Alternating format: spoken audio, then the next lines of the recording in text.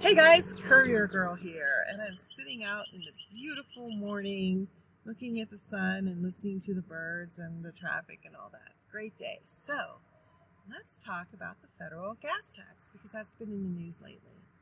So, I guess back in February there were some Democrats that proposed a suspension of the federal gas tax for the rest of this year. That's what they wanted to do.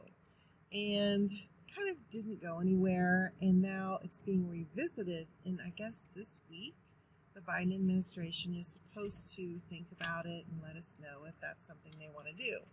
I don't know if it's going to be for the rest of this year, for a few days, for a few weeks. I don't really think that we have that information yet. So what would that mean to us? And I don't want to make this political, just to let you know, if I had to identify with a party, it would be the vote 'em all out party because I'm kind of tired of all of it. You probably are too. But I do know that this is a midterm election year, and I do know that the Democrats want to keep control of the House and Senate. And so they're going to start dangling all sorts of shiny objects in front of people to try to get those votes and keep their seats. So I wouldn't say that this gas tax thing is really about being altruistic or trying to help the American people. I think they have an agenda, and that's probably at least part of it. So having said that, what is the savings? So the federal gas tax is 18.4 cents per gallon, and that is supposed to help us maintain roads and build bridges and all that kind of stuff. And I don't know how it is where you are in a country, but here the roads are terrible, and they're always doing construction, and they don't seem to actually fix anything. They just seem to make it worse. So maybe our tax money is going towards destroying the roads instead of fixing them. That's what I say, at least. But so if we lost that gas tax for 6 months, we would have billions and billions of dollars less for theoretic road repairs. And the article said that maybe that money would come from the general fund, like the general, I guess, federal budget, which would then mean that's taxpayer money, or they would just print more money like they did before, which would then dilute the value of our dollar. So it really wouldn't help in the long run as far as our economy and as far as our real spending power, the dollar of our value. It really wouldn't help.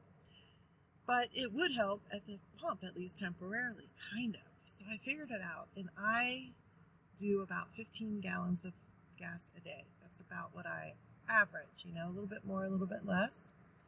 And so that would save me 18.4 cents times 15 gallons is like $2.76. So $2.75 we'll say, which is about $16.50 a week, 6 days a week. So not even half of a tank of gas a week. Now, over time, if I did that for 6 months, that would add up to over $400. So yes, it does add up, but it's not a significant savings for me compared to maybe if they actually did fix the roads or do something productive with that gas tax.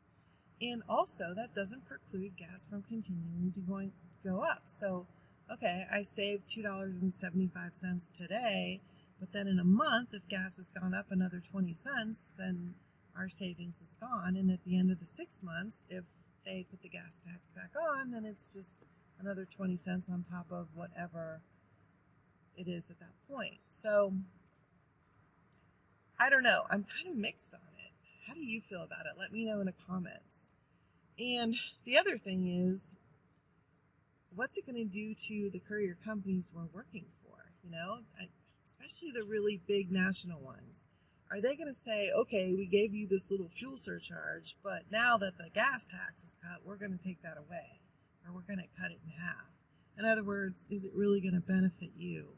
Or are the companies you work for going to try to just take that money back?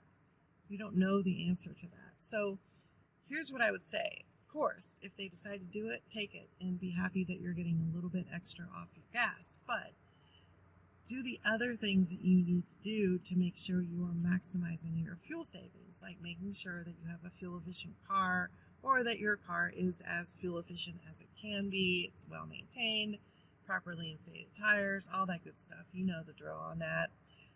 Use fuel rewards points and cards whenever you can. Get a cashback credit card so you can get a little bit extra off of your gas.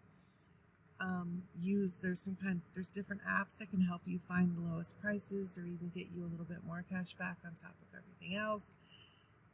Sometimes grocery store cards, you can get double cash back if you do certain things, and you can use that for fuel. So there's a lot of different ways to try to maximize your fuel savings, even on top of any theoretically suspension of the gas tax. Oh, and you can also make sure that you're running your route as efficiently as possible. Is there a way that you can go a little bit quicker, a little bit fewer miles? Can you combine stops? What can you do to try to help your situation? And if you have two vehicles and you can use the more fuel efficient one, at least for part of your day, that would be helpful as well. I know a couple people who have both a car and a van, and they need their full-size van for part of their route, for what they do for part of their day, and it's a full-size van. It doesn't get as good mileage as a little economy car. But for another part of their day, they can use that car. So they actually swap out vehicles sometimes to really save on the fuel. So yeah.